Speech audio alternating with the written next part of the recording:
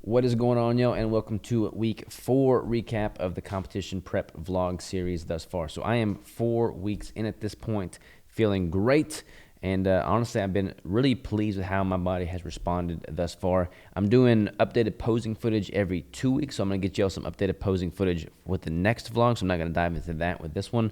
So I'm just kind of talking about some manipulations I've made as far as nutrition goes and cardio with this vlog. So let's dive into nutrition first. So I've got my macros pulled up here. I dropped my heavy cream quite a bit, so that was the big change for this week. Dropped that down to 2 tablespoons in my morning tea. I haven't been having coffee at all for like the past 2 or 3 months, which is nice. I honestly miss coffee quite a bit, but I don't feel like it's good for me to have given it up because I like not being dependent upon the caffeine. My caffeine intake is very low right now, so I've been having tea instead, and the 2 tablespoons works out pretty well in the tea. It still tastes fine. So I've been having 2 tablespoons of heavy cream in the morning, and then interestingly enough, I was splitting my meals and having a mix, like half a brick with my first meal, half a brick with the second meal, and then whatever food in between. But I've honestly moved that around a little bit. So as you can see here, I've just been having the full keto brick, and I've been doing the chocolate peanut butter cup here lately as my first meal. That's all I'm eating in the first part of the day. That's my first meal. It's usually around 10 o'clock in the morning. I've been training about 6:30 in the morning. I'll have that keto brick around 10, and that has been my only consumption for that first meal. That's pretty much what's breaking the fast, apart from the 2 tablespoons of heavy cream in my tea. With that 1 keto brick, I'm getting 1,000 calories and about 35, 36, 37 grams of protein, depending on the flavor, 90 grams plus fat typically, and then very low total carbohydrates. So that's enough protein to elicit muscle protein synthesis post-workout, so I feel pretty good about that. I'm getting ample leucine there, so ample protein to get the benefits from the protein with that first meal post-training. What I've been doing with my other foods is I've been putting them all in one single meal at the end of the day. So it's kind of like an OMAD approach, apart from the brick, obviously, but all of the main food is in one single meal. And I've noticed that is more satiating for me and more enjoyable than to kind of split that between multiple meals. So I've been having this past week 4 eggs rather, 12 ounces of grass-fed beef, 85-15, 1 tablespoon of butter is what I'm cooking all this in, a can of smoked mackerel, actually 2 tablespoons of butter, my apologies there. So 2 tablespoons of butter total is what is all this getting cooked in. So that one meal is just shy of 1,600 calories. So I'm pretty much having my brick and then that one meal, and that's it. And I've been having this meal, I cook it up on like Crystal's got it all prepped for me, but if I really want to be extravagant with it, I will put it on a cast iron skillet, warm it all up in a cast iron skillet, and then just simply eat from that cast iron skillet. Little hunger hack here is when you're in a prep and you're dieting down and you're lowering calories anyways, simply eating a warm meal is like what you look forward to.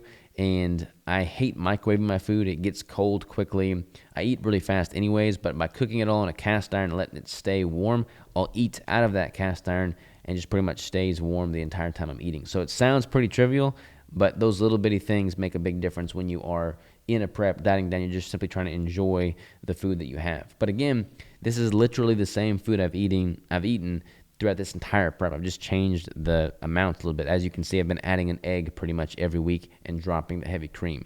So my total intake for week 4 of this prep is about 2,767 calories or so.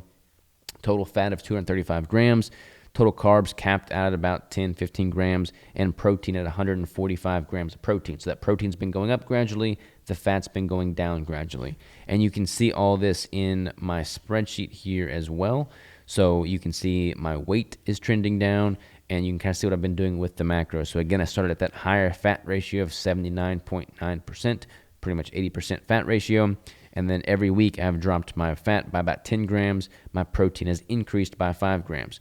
Now, interestingly enough, let's talk about cardio here for a second. So I had my first session of cardio. I meant to mention this on last week's vlog, but I forgot. So I did my first session of cardio at the week 3 mark. I did a whopping 10 minutes at level 10 on the Stairmaster, so pretty minuscule cardio. this week of week 4, I did 12 minutes. Actually, no, I did not. I did 12 minutes at level 10, not level 12. So 12 minutes at level 10 this week. So I've only done 2 sessions of cardio thus far. I am a month into prep, so I'm very minuscule with my cardio. I like to treat cardio as a minimum effective dose. What I mean by that is I want to input as little cardio as possible in order to still see a favorable response take place. I want most of my body's compositional changes to come as a result of the nutritional manipulations more so than adding in a ton of cardio. And by only having done 2 cardio sessions total thus far, only 1 session a week, I can very easily scale that up as needed. So as I get lower and lower in the calories throughout this prep, and my body starts to become less responsive to those macronutrient manipulations, I can pull the lever back on cardio and scale that up by either increasing the time, increasing the frequency, or increasing the intensity level of the cardio. And I always opt for the Stairmaster as my form of cardio because it's really easy to standardize. Level 10 is always level 10 on the Stairmaster. There's not going to be much flux there. And I cheat a little bit. I put my hands on the Stairmaster. Some people are, they talk about not using their hands at all, which is certainly more impressive, like not taking anything away from them. Like that is certainly more impressive. I will use my hands. I'll put my hands on a Stairmaster. I just like putting my head down and locking in.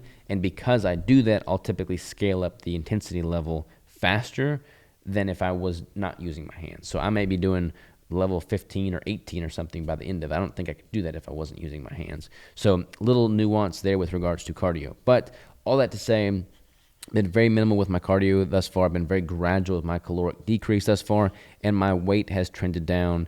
Again, I started at 182.1, and I was 176.3 at the end of this 4-week cycle.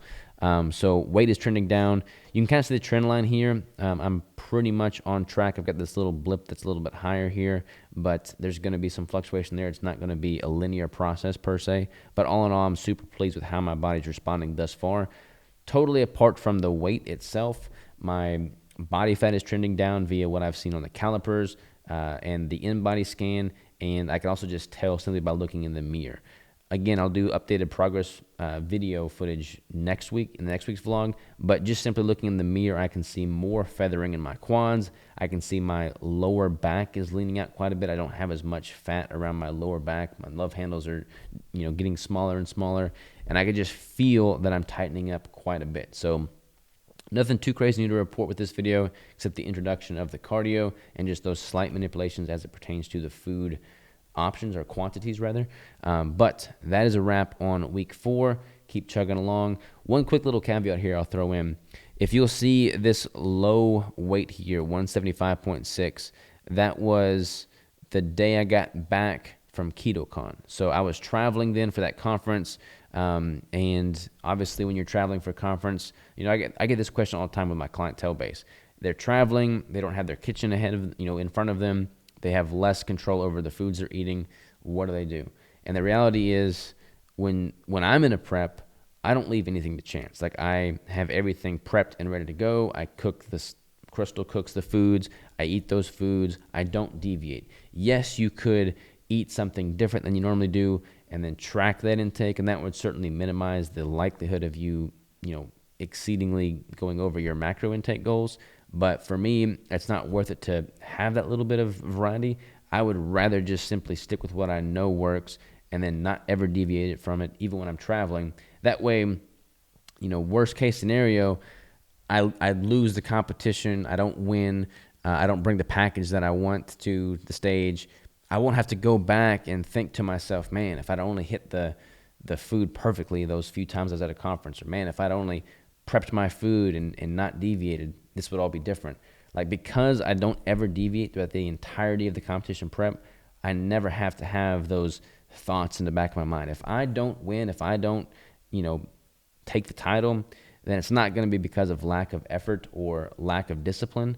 And having that knowledge makes me totally at peace with whatever the outcome of the show day. Like, it's a subjective sport. The judges are going to pick who the judges pick. But I want to know that I'm bringing everything that I possibly can to the table and not leaving anything to chance. So that's my take on traveling and, manipulating your intake when on the road and out of your normal routine. Hopefully that's beneficial for you. But again, that is a wrap on week 4 of the vlog series. So I will see y'all next time.